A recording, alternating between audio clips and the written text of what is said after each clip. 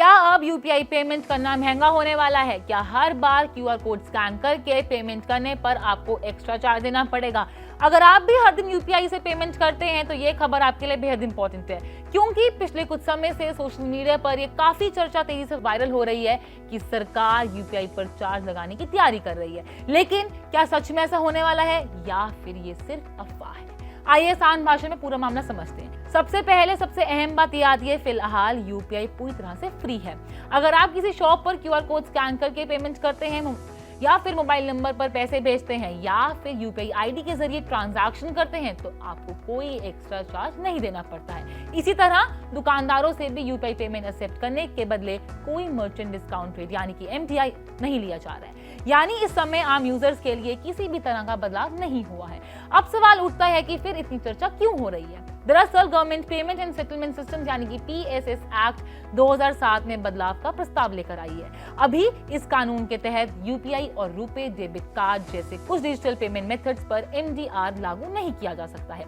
लेकिन प्रस्तावित संशोधन के बाद यह फैसला सीधे कानून में तय नहीं रहेगा। इसके बजाय गवर्नमेंट के पास यह अधिकार होगा कि वह भविष्य में जरूरत पड़ने पर नोटिफिकेशन जारी करके तय करे कि कौन से डिजिटल पेमेंट मेथड्स फ्री रहेंगे और किन पर एमडीआर लगाया जा सकता है। साफ शब्दों में कहें तो अभी यूपीआई पर कोई नया चार्ज नहीं लगाया गया है। सिर्फ कानून में ऐसा प्रावधान जोड़ा जा रहा है जिससे भविष्य में जरूरत पड़ने पर गवर्नमेंट नए रूल्स बना सके।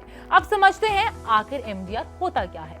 मर्चेंट डिस्काउंट रेट यानी कि एमडीआर एक ऐसा चार्ज होता है जिसे आमतौर पर दुकानदार या फिर मर्चेंट डिजिटल पेमेंट एक्सेप्ट करके बदले बैंक और पेमेंट सर्विस प्रोवाइडर्स को देते हैं। यह चार्ज सीधे कस्टमर से नहीं लिया जाता है। हालांकि मर्चेंट चाहे तो इस कॉस्ट को खुद वहन करे या फिर प्रोडक्ट या फिर सर्विस की प्राइस में शामिल कर दे, यानी इसका असर अप्रत्यक्ष रूप से कस्टमर्स पर भी पड़ सकता है।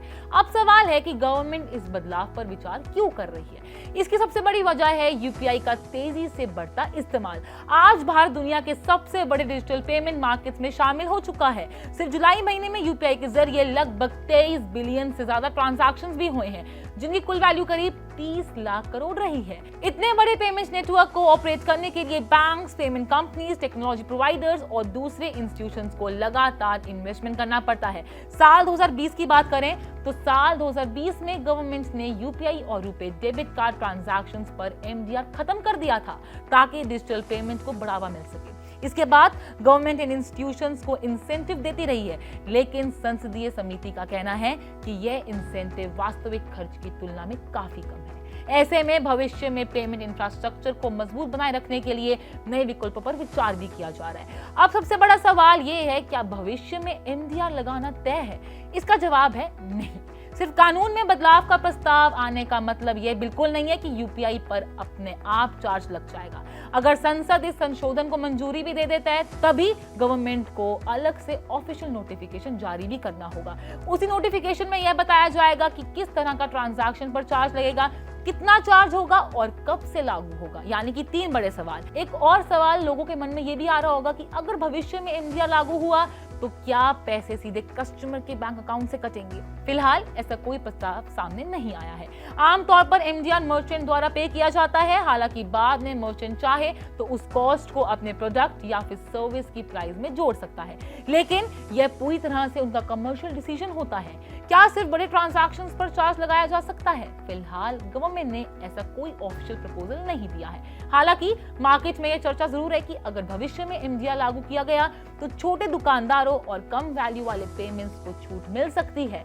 कुछ एक्सपर्ट्स का मानना है कि 2000 से ज्यादा के ट्रांजैक्शंस पर अलग व्यवस्था बनाई जा सकती है, लेकिन यह सिर्फ अटकलें हैं। गवर्नमेंट की ओर से इस बारे में अभी तक कोई ऑफिशियल अनाउंसमेंट नहीं हुई है। तो आखिर इस समय आपको क्या करना चाहिए? अगर आप रोज यूपीआई इस्तेमाल करते हैं तो आपको फिलहाल किसी भी तरह की चिंता करने की जरूरत नहीं है। यूपीआई पहले की तरह पूरी तरह से फ्री है।